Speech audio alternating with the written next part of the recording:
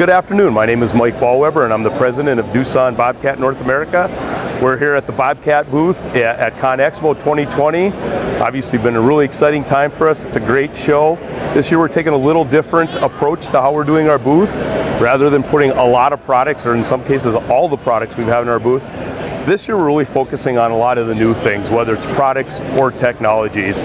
So for example, we are putting out our brand new R Series loaders. First time we're really displaying that in a public setting.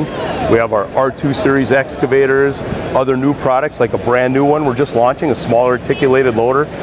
Brand new product to the Bobcat family. So like I mentioned, the SAL, the small articulated loader, is a brand new product for us. It's essentially a small compact wheel loader. It articulates in the middle, but it fits in really well with our bundle. It can get into like backyards, tight areas, things like that.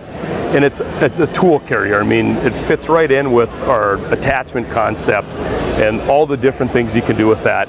We are debuting our tractor. We actually launched that product in third quarter of 2019, but we're debuting that here from the construction audience standpoint. And like I said, then even with the products that we've had existing, skid steer loaders and track loaders, we have our brand new series, and these machines were literally blank sheet designs for us. It's the first time we've done that in about a decade at Bobcat, where we just started all the way from scratch.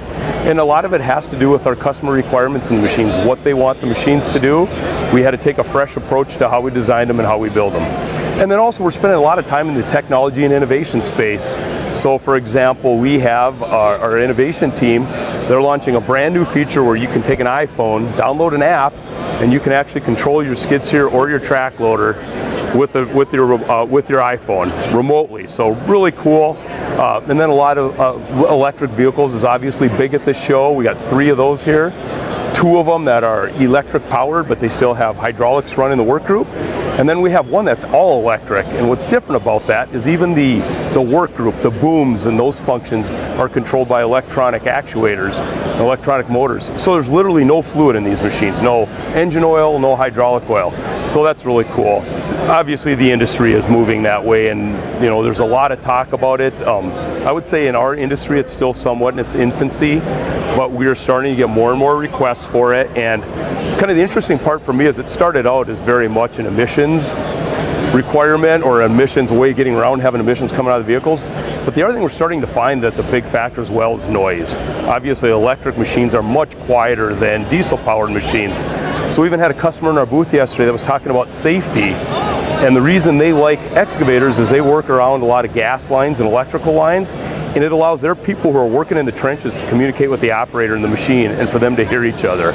So there's a lot of advantages with electrification. And obviously I think if you look at battery technology, that's going to continue to get better.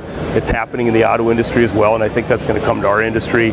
And so you're definitely seeing a movement towards electrification throughout the whole industry, and we want to be on the forefront of that. And then the last thing is we're really highlighting a couple of our community partnerships at this show. One of them is Wounded Warrior. So we have a wrapped machine here with camouflage wrap on and the Wounded Warrior logo on. And what we're doing with that promotion is 2 things. One is we're going to give a brand new T76 R Series loader to one of our military veterans. The other thing is we're selling the scale model of that T76 wrap loader. We're selling them for $40, and 100% of those proceeds are going to go to the Wounded Warrior Foundation. The other community partnership we have is with Bombas Socks. Bombas is a great company out there. Their motto is if we sell 1 pair of socks, we donate 1 pair of socks.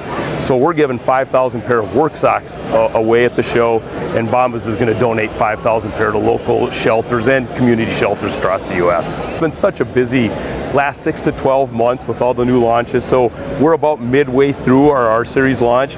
We still have a couple more platforms to go. We made an acquisition late last year with the Schiller Grounds Care Group. So we're working really hard on getting that integrated into the Bobcat family right now, and that fits in really well with our product expansion that we talked about. And obviously if you kind of look at what we're doing, we're starting to play heavier in that grounds maintenance bundle right now with tractors and zero-turn mowers and utility vehicles. So for us, 2020 is just about doing a lot of that and then staying on this road with innovation and technology. You know, that's obviously never ending, and we got to get some of the things we have out there to market right now, but we need a lot of new ideas for the future as well.